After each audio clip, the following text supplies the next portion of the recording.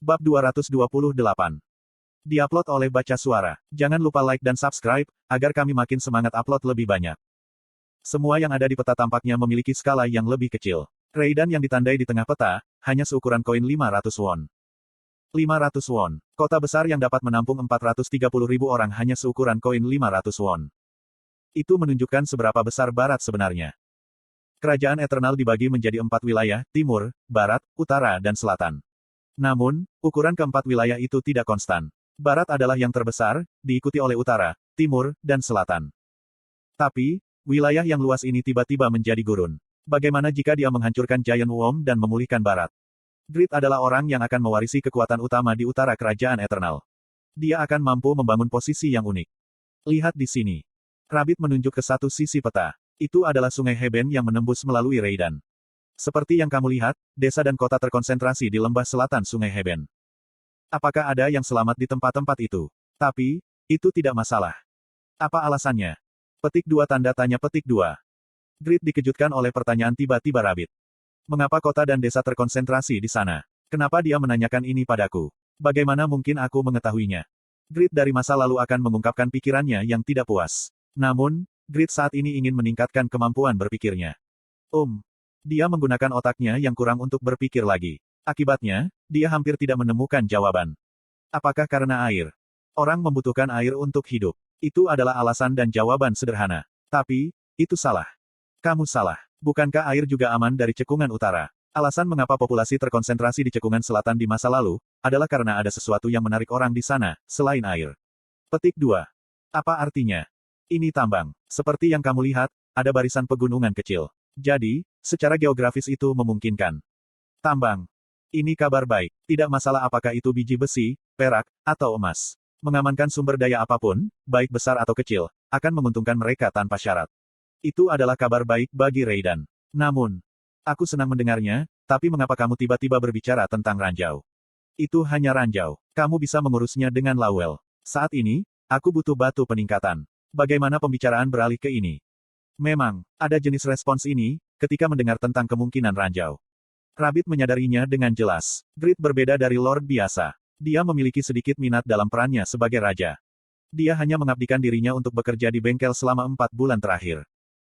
Beberapa orang mungkin menyalahkan Grid karena tidak bertanggung jawab. Tapi, Rabbit memikirkannya dengan positif.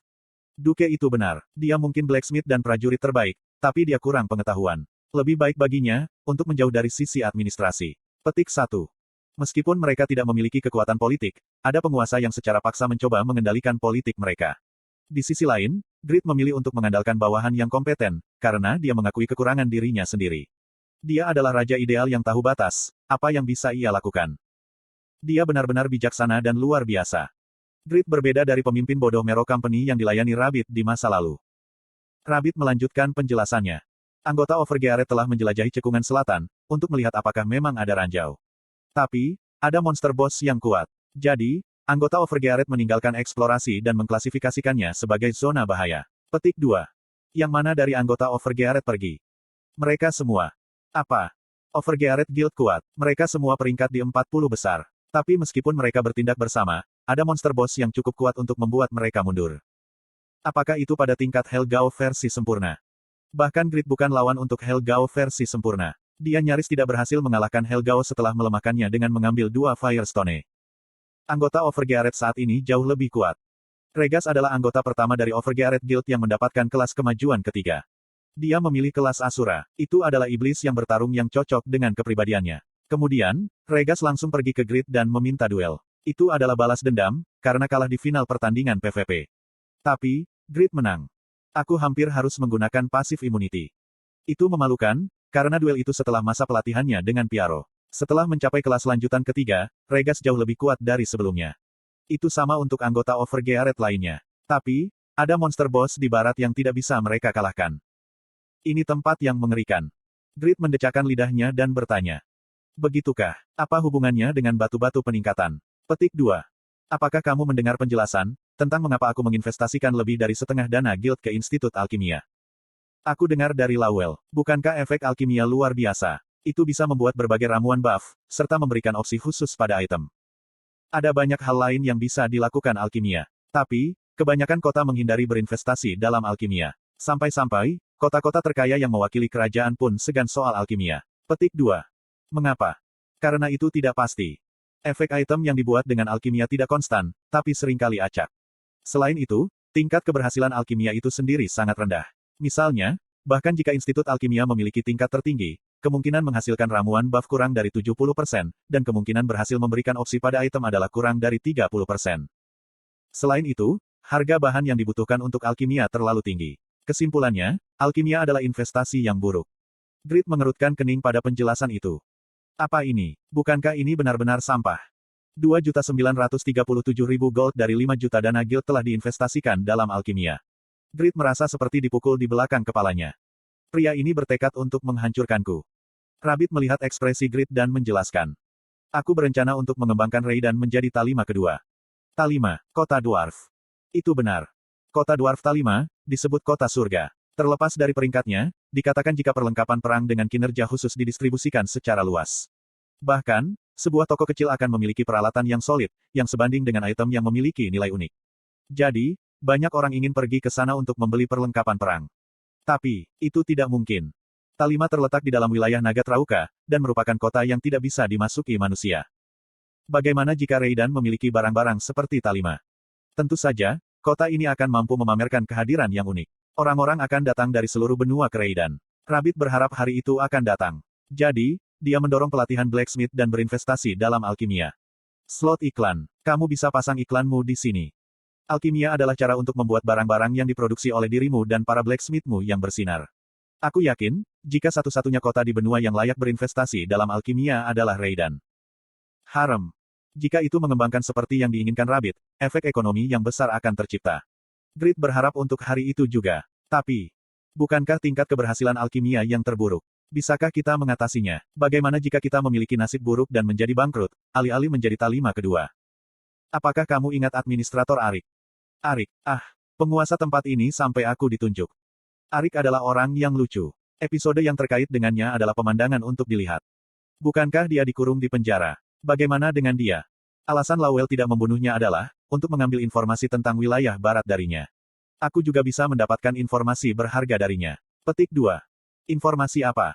Di suatu tempat di barat, ada tambang untuk mitril kuning. Mitril kuning. Itu adalah alasan Rabbit yang menentukan untuk berinvestasi dalam alkimia. Mitril kuning adalah bahan untuk fairy dust. Dan fairy dust adalah bahan mentah yang secara dramatis meningkatkan peluang alkimia berhasil. Aku menduga, ada tambang mitril kuning di lembah selatan Sungai Heben.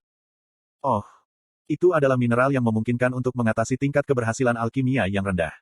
Grid sangat senang. Masa depan Raiden yang cerah, terpancar dalam benaknya, dan dia menjadi bersemangat. Ngomong-ngomong, bagaimana dengan batu peningkatan? Dia masih penasaran dengan topik pembicaraan. Grid akhirnya mencapai batas kesabarannya, sehingga Rabbit memotong untuk mengejar.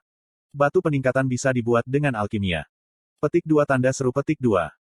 Mata Grid melebar. Dia pikir, batu peningkatan hanya jatuh dari monster boss. Jadi, dia tidak bisa menahan perasaan terkejut.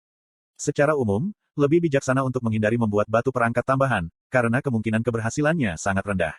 Tapi cerita itu akan berubah, jika kita mendapatkan fairy dust. Itu adalah saat, ketika penjelasan Rabbit yang panjang terungkap. Jadi kesimpulannya adalah, silakan pergi dan amankan tambang. Baik.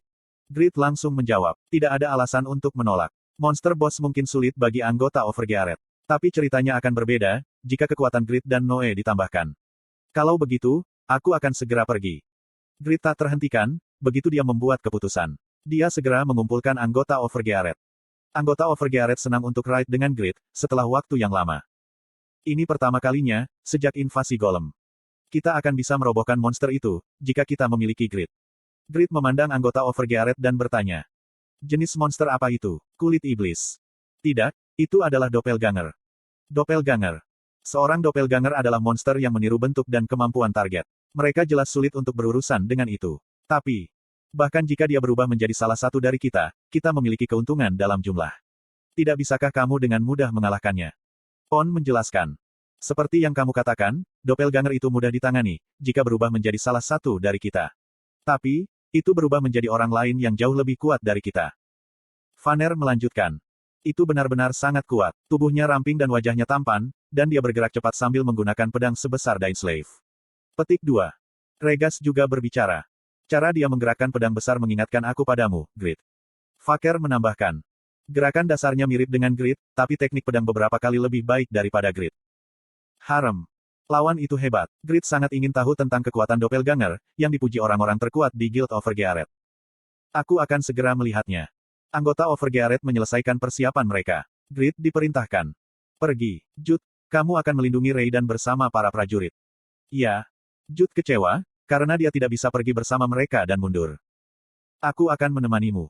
Pendekar pedang terkuat di benua itu. Itu Pyaro. Namun, dia berbeda dari sebelumnya.